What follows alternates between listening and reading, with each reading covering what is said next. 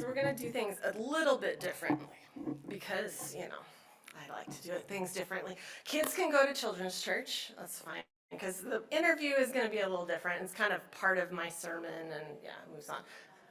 My mic, oh, I got to get really close to it today. Okay.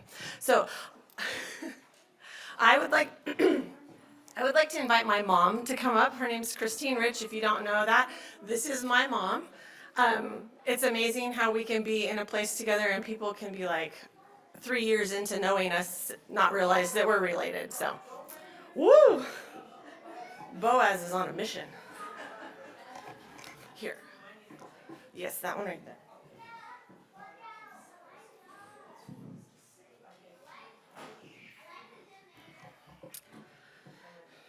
Okay. Oh no, now I gotta turn my questions on. It would not be anything, it would not be a normal Sunday if we didn't have a mess up in the bulletin and somebody, but it helps me calm my nerves a little bit because it's like, okay, it's just a group of people that I'm in community and family with, so we're good. So this is my mom. My sermon is based on something that my grandfather said. So he passed away 2.5 years ago. He's not able to be here. Otherwise, I would have interviewed him. So she is my proxy grandpa. So can you tell us a little bit about your dad, his name, when he was born, and how old he was? My dad was named Orville Crass.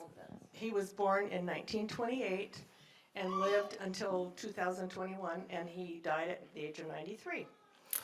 Did he have a big family? He was one of 8 children, and then my grandparents went to a church, or his parents went to a church, and there was a woman whose husband had left her with 6 children, and she got cancer, and when she died, my grandparents took in the 6 children.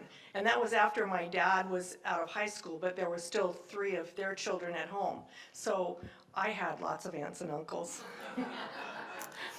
Do you know when he came to know Jesus? My dad, as long as I knew him, was a Christian. His parents were Christians. I didn't know, and so I called my mom and I said, "Do you know when Dad accepted Christ?" And she said, "No, I don't." So I'm assuming it was when he was very young, because when she met him, he was just out of high school. So from the time he was a kid. What were some things that were important to him about his faith? My dad lived in a time when, at the church that he went to and the faith family he was in, was very black and white. And so he believed in the Bible pretty literally. He believed that God loved him. The song we sang, "When the Roll is Called Up Yonder," he didn't know how to play the piano. We had a piano on Sunday mornings. He knew how to do it with his finger. And that's how he woke us up on Sunday mornings a lot of times, was playing that to get us out of bed to go to church. So that's why I picked it, just because, yeah. So from a very young age, he wanted to impart his love for Christ to his kids. Is there anything that you admired about him? I admire a lot now that maybe I didn't when I was younger. Like I said, he was kind of black and white, and we went to a conservative church, and I'm a questioner. So I constantly was asking questions that made them uncomfortable. Like, does it really say in the Bible you can't go to a dance? David danced. Is it really, are you going to go to hell if you drink? I mean, I was constantly pushing the envelope. And I'm sure it made them uncomfortable and sometimes was awkward for them in the church we were in. But as he got older, some of the other black and white lines became less black and white. And when he had grandchildren who had life choices that weren't in that box, he was able to expand, because the love that he had for his kids and his grandkids was stronger than the black and white box that some people were in at that time. Or are still in now. So that kind of leads into the next one. Do you know of any things that he struggled with in his faith or in his life? I think I was a challenge to him. I think living through the times, through the 60s and through the last few years, it kind of shook his beliefs at times. But even at 93, he was able to change. And I really admire that sometimes when you believe something really strongly your whole life, and then you realize, if I hold on to this, it's gonna cost me a relationship. Or maybe I was wrong, maybe that isn't as black and white. And I mean, I told him that over and over in the last couple of years. I said, Dad, you are strong enough to be able to change, and it didn't shake your faith. You still have that faith. What do you think he wanted his legacy to be for his 4 children, 12 grandchildren, and 27 great-grandchildren? Well, I know that when he was dying, he was in the ICU, and Noel and I went to visit him. I have 2 little videos on my phone. And when we walked in the door, you know, he's on a breathing tube, and he said, I have a sermon I want you to share with everybody. And his voice was broken, he could barely talk, and his sermon was, live for him who died for you. I want you to tell everybody that. And then the next thing was, he says, I want everyone to know that I love your mom the first. But he said, I love my children, their spouses, my grandchildren, my great-grandchildren. I love them all the same. And I think that was an important message. He wanted to make sure that all of us knew, regardless of where we were in our faith and our lifestyle, that he loved us to the very end. And that was really important to all of us. Thank you. That was a nice lead-in. So Harper's gonna hand out, I'm gonna make you guys take notes a little bit, because it's easier, some of the stuff that I'm saying is gonna be easier to follow along. Chuck, yes? Well, I knew Orville for several years and went to church with him. And what Christine said is true. He was truly a man of faith. Yes, I admire him a lot. So ever since his funeral 2 years ago, yes, I have been working on this sermon for 2 years. I have played the 7-word sermon in my head and thought, okay, live for him who died for you. That's great in theory, but what is it like in practice? What does it really mean to live? And the definition of live is to remain alive or to spend one's life in a particular way for Jesus. Something I noticed was that a lot of my living for Jesus involves other people. See if the same is for you. I have a quote in my office. Your beliefs don't make you a better person, your behavior does. It has prompted some interesting conversations, but it's good. I like to make people think. It's kind of similar to actions speak louder than words, and I think it's fitting for today. My actions, my practices, my behaviors of living for Jesus should speak louder than just the words that I say out of my mouth. Oh, I love Jesus. I'm a Christ follower. That's easy to do. My life should show my relationship with Jesus. I want it to look, I want to love, and I want to live like Jesus did. I'm taking each letter of the 7-word sermon and giving an example of how we can practice our living for Christ. Some are simple and practical and will be a short little discussion, and things that we've probably heard throughout our life. Others may be a bit more challenging. So let's jump in. Thank you, Vanna, my note taker. I realized I didn't want to wear the headset mic, and I was like, I'd probably mess it up and you wouldn't be able to read my writing. So we're gonna dive right in. Let it go. We all have an it, something that we are holding on to. Pride, guilt, anger, hurt, remorse, shame. Maybe it's our opinions we're holding on to. The list is endless. If we aren't careful, it can form part of our identity, become part of our fabric of who we are. But it's time to let it go. By holding on to our it, I'm sorry. My brain goes somewhere else when I say that, so I have to rein myself in. We aren't utilizing the gift of grace and forgiveness that Jesus died for us to have. And if we aren't using it for ourselves, how can we truly be using grace and forgiveness for other people? Intimacy, an intimate, real relationship with God. As Liz shared 2 weeks ago, that also comes hand in hand with vulnerability, opening ourselves up, being honest and truthful. Being able to see ourselves as we truly are can be a difficult thing, but it opens up the door to a real intimate relationship with God and hopefully helps us to be willing and able to grow, to change, and to do better. valor. It's another word for great courage. I had to get creative because when I had the idea, I kind of boxed myself in with my letter choices of the sermon, so some of them are a grasp. Courage looks different to all of us. Most of the time, we think of a hero or someone who conquered something huge and scary. But doesn't it take courage to do the right thing? Deal with an addiction? Address a mental health struggle? Walk beside someone in a health crisis? Angie, I think of you every time I ran through this. How about to have an uncomfortable conversation with someone? How about to change a bad habit? Go where God calls you. Truly living for Jesus means opening ourselves up to be called to do something outside of our comfort zones, to stretch our boundaries, and to trust Jesus in the process. I read a week or so ago that courage is a contrast to fear. So I challenge us to look at what we're fearing and approach it from a place of courage. E. Every person matters. This is going to be a short one. Not just the ones you like. Not just the ones that look like you, act like you, sin like you. When people are crying out with hurts, inequalities, and injustices, they are crying out that they feel like they don't matter. We need to stop before we say anything, look at our biases, and who do we need to make matter in our lives. Forgive, the first F. A fundamental tenet of our faith. Who do we need to forgive? Is it others? Is it ourselves? And what does that really look like and feel like?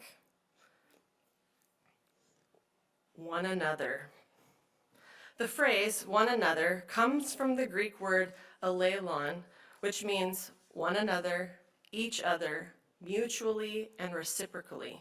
59 of the 100 times that phrase occurs in the New Testament, it is a specific command teaching us how and how not we are to relate to one another.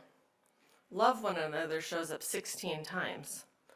Honor one another, accept one another, care for and serve one another, be patient, kind, and compassionate with one another, pray for one another, encourage, comfort, and teach one another.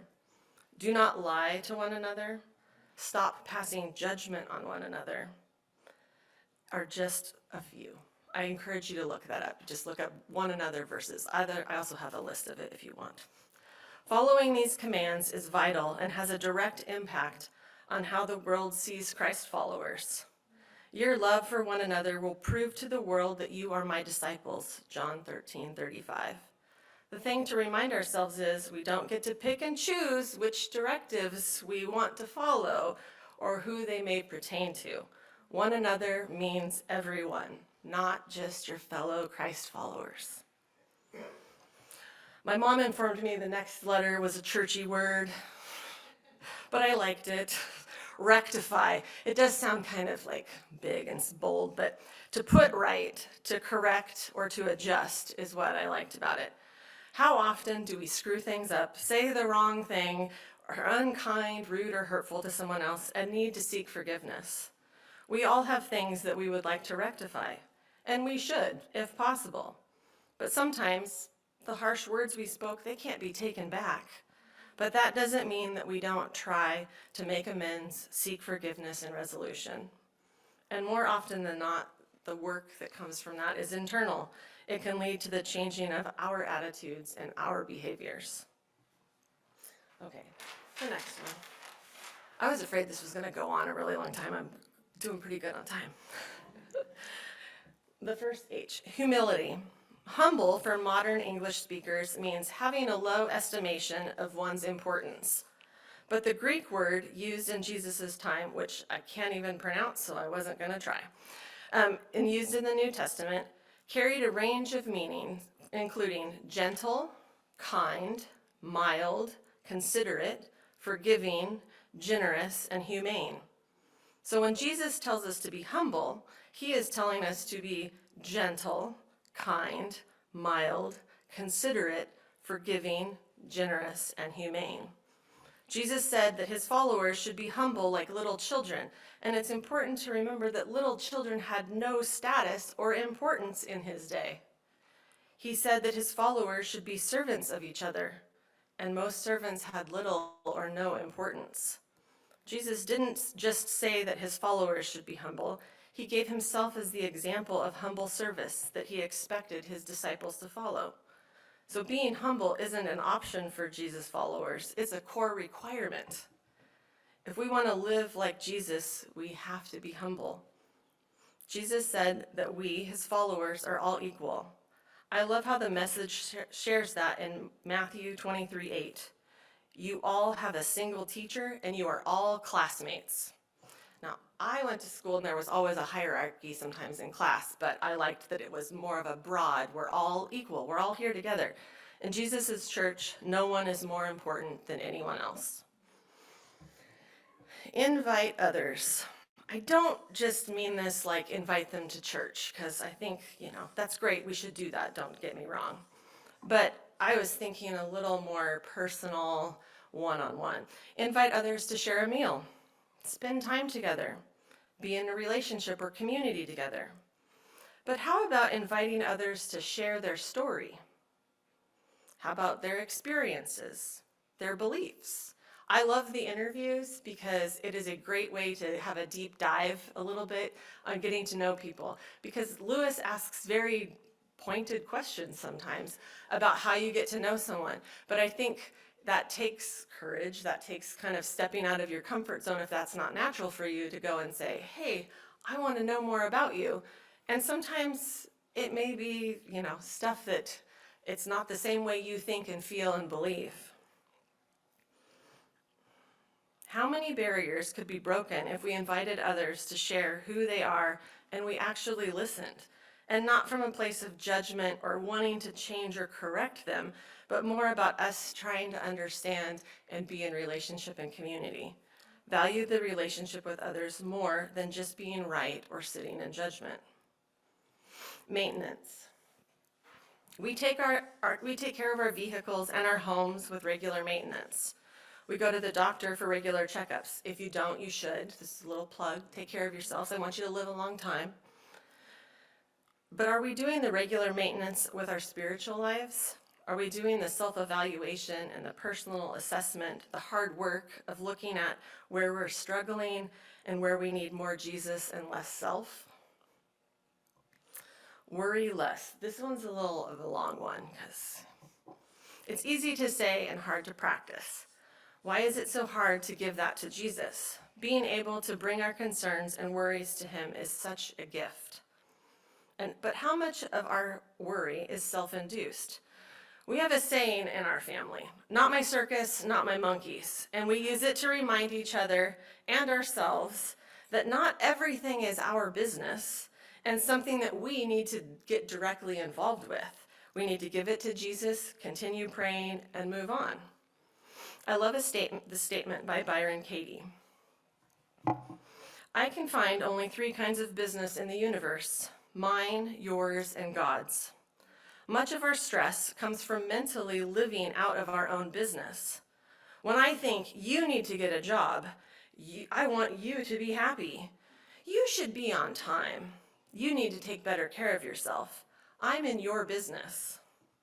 When I'm worried about earthquakes, floods, wars, or when I'm going to die, I'm in God's business. If I'm mentally in your business or in God's business, the effect is separation. If you are living your life and I'm mentally living your life, who's here living my life? We're both over there. Being mentally in your business keeps me from being present in my own. I am separate from myself, wondering why my life doesn't work. To think that I know what's best for anyone else is to be out of my business. Even in the name of love, it's pure arrogance and the result of tension, anxiety, and fear and worry. I added that part. Do I know what's right for me? That's my only business. Let me work with that before I try to solve your problems for you. If you understand the 3 kinds of business enough to stay in your own, it could free your life in a way you can't even imagine. The next time you're feeling stress or discomfort or worry, Ask yourself whose business you're mentally in, and you may burst out laughing. That question can bring you back to yourself, and you may come to see that you've never really been present, and you've been mentally living in other people's business your whole life. Can you grab my water for me in the back? Honesty. Being honest with others, but most importantly, yourself. That seems to be a challenge, which is funny, which I've always thought this, because if we're in a relationship with Jesus, he already knows all about us and all about me, my fears, my struggles. So why is it so hard for us to be honest with ourselves sometimes? Outward view. Human nature and societal practices tend to be more inward focused. Having an outward view means looking and focusing outside of myself, having my eyes open to what's going on around me, seeing the injustice and hurt, seeing the good in others, seeing the struggle and the pain. We're going to come back to that in a little bit, so don't forget it. Discipleship. Jesus calls us to go and make disciples, investing in others, but also in the act of being discipled, learning and growing in our faith and maturity. Intercession, which is basically a fancy word for praying for other people. We have been talking a lot about prayer, and I'm going to leave the bulk of it to Lewis, but I wanted to touch on how powerful praying for others can be. We pray for people weekly during our prayer time. We bring others' burdens and joys to God all the time. I have another example. Several years ago, while going through a difficult time with someone and my attitude was terrible, very negative, I read something about praying for God's blessings over someone you were struggling with. And I was like, oh, that's great. Sounds awesome. So I decided I was like, I should try it. Every time that person came to mind, which was a lot in that period of time, instead of focusing on my hurt and my pain and my annoyance and praying that God was going to fix them and their issues, I just would say, God, bless this person. Bless their day. That was what I did. I mean, it was that easy for me. All I could do, just bless their day. And then I'd move on.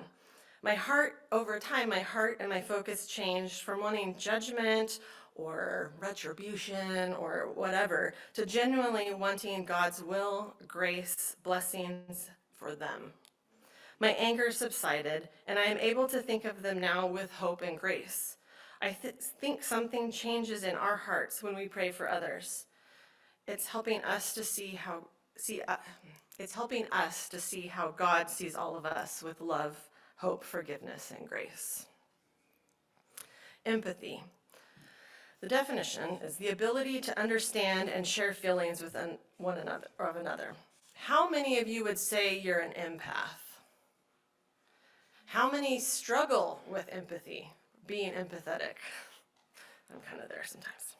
When raising the girls, I always felt compelled to challenge them with empathy because I feel like it's something we all need more of. And I think some people are inherently born more empathetic than others, but I think you can learn it. I think it's something you can teach yourself if you choose to, but you should.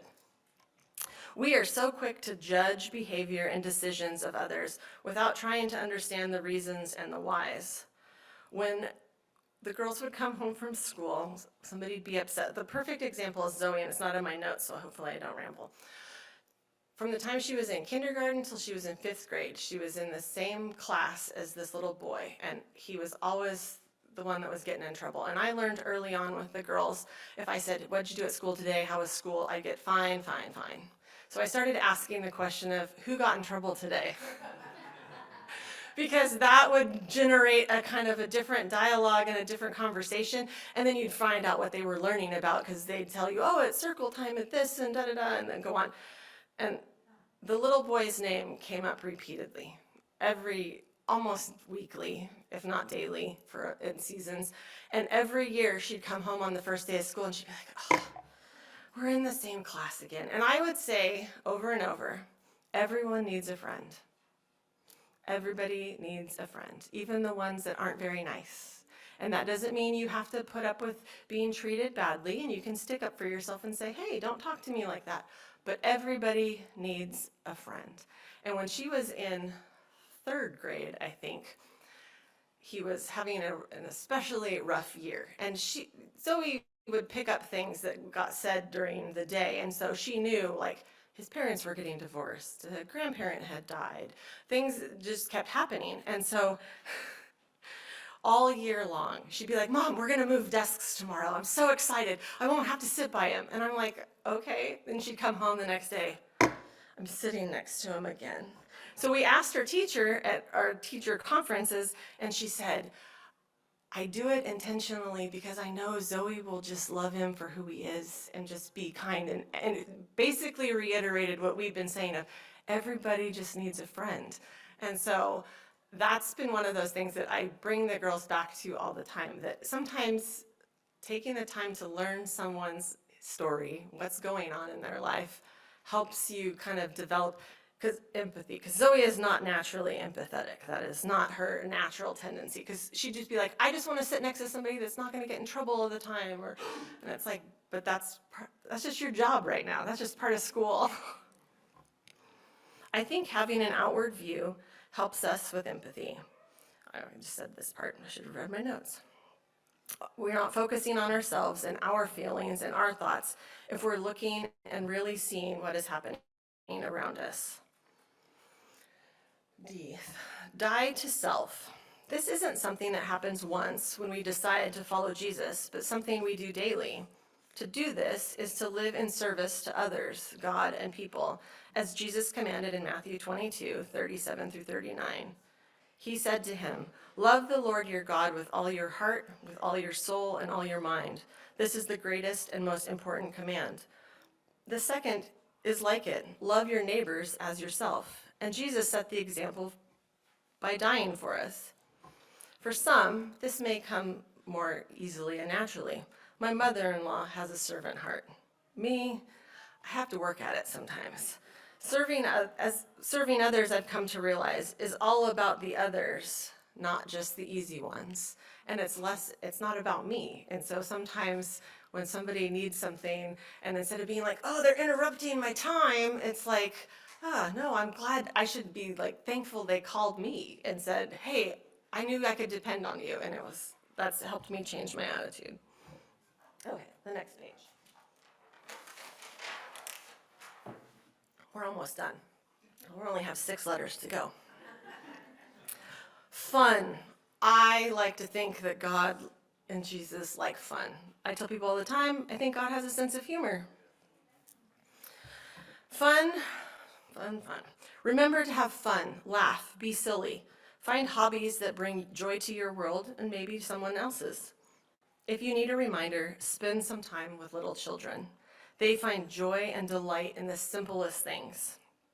That is one thing I love about this church, is that our kids are just a part of our body, and they bring me so much joy. One of my favorite things is when people are gathered together having fun.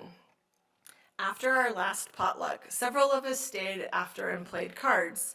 There was laughter, silliness, a little bit of confusion, which then led to more laughter.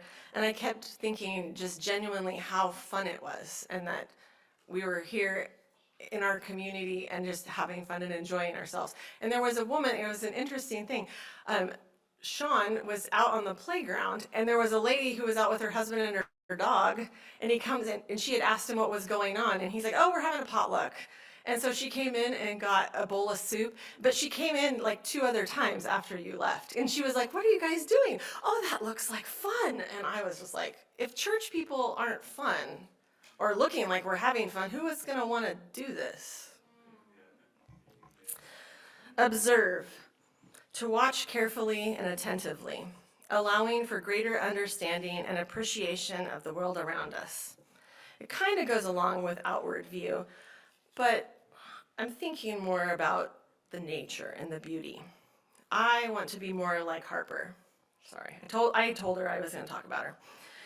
She has a love for sunsets. It doesn't matter when or where we are. A lot of times we'll be in the car and you look over and she's got her phone out and she's taking pictures. I don't know how many pictures of sunsets she has, but every time she sees one, it brings joy to her. It makes my heart happy that something that happens daily brings her joy and she sees the beauty in it. How many of you have a bird feeder at home? If you don't have one, I recommend getting one. Nathan made so much fun of me when I got a finch feeder and I insisted he hang it in front of our old house living room window. He was just like, that's gonna make a mess of the bird seed and no birds are gonna come there. I would come home and find him sitting on the couch watching the birds and then telling me what a jerk Fernando was. Yes, we named our birds.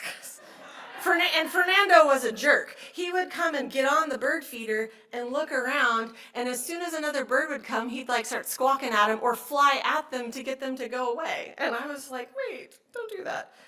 But how often we get going with the daily tasks and chores that we forget to observe the beauty of the world around us. I also, and I hope I'm remembering correctly, I think when I was talking to Lewis about this, he told me that Becky has a folder on her phone, and it's her God folder. I don't know what she has it named, but it's basically anytime she's out in nature and she sees something that makes her just like, thank you, God. You know, she just saves it and puts those pictures in there. So that might be something we want to do. Relationship. Being in relationship involves others. You and Jesus. You and your partner, your child, a friend, a family member. We are not meant to go through this life alone, and church, the gathering of others, is meant to be a place for relationship. Your boundaries may be stretched, and it may not always be easy or fun, but what an opportunity to practice living for Jesus. If we're not practicing it amongst ourselves, we are doing something wrong, so just putting that out there. Last word, last three. We're almost there, guys. Yearn. Longing for something you don't have. Yearn for the heart of Jesus. Yearn for equality for others. Yearn for community. Yearn for heaven. Yearn for peace. Yearn for patience. Yearn for less talking and more listening. Yearn for understanding. Yearn to be like Jesus more and more every day. Optimistic. How many of you would say you're relatively optimistic? Oh my goodness, there's only 3 hands? Oh, come on, guys. Are you relatively optimistic? It's only one. It's OP. Oh, whatever. It doesn't matter. It wasn't a spelling. I probably drive my family crazy because I am the resident optimist with a side of realism. I'm a realistic optimist. There we go. The definition is hopeful and confident about the future. As Christ followers, if we are living for Jesus, how can we not be hopeful? We have love, grace, forgiveness, the promise of heaven. That doesn't mean that the troubles and hurts of life don't get us down sometimes, though. When not feeling hopeful, the Bible gives us a great suggestion in Romans 12:12. Be joyful in hope, patient in affliction, and faithful in prayer. That my mom helped me with that one. The last one is unity, and it's going to kind of just tie us right into communion, so that's where I'm going. It feels like in our current cultural climate, there is so much polarization about everything from medical care, food, parenting, politics, our beliefs, how we interpret the Bible. Whatever we can find to disagree on, we seem to be finding. Thankfully, we can find unity at the communion table.